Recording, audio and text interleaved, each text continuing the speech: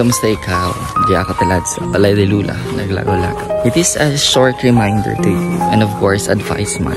It's okay to cry. It's okay to be sad. You know what is not okay? Pretending that you are okay even you are not. Ang magandang pinakahanggad, mapagbutig sa imong nga kaugalingan. Kung kaisa, expressing what we feel, especially sa mga bagay-bagay, sa mga nabatyaga natin.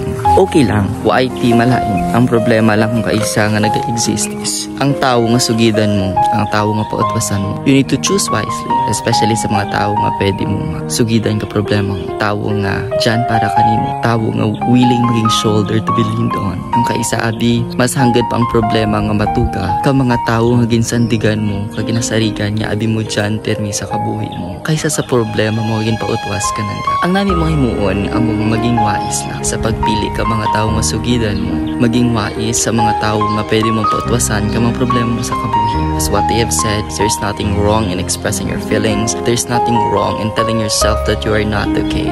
Ang pinaka namin sa tanan is, after that, yung mabatsagan mo nga, hindi ikaw okay. Malampuwasan mo, after mo mabatsagan niya, gali, mayad ang kahimtangan mo. Makahambal ikaw sa gihapon yung nalampuwasan mo. That is the real essence of life.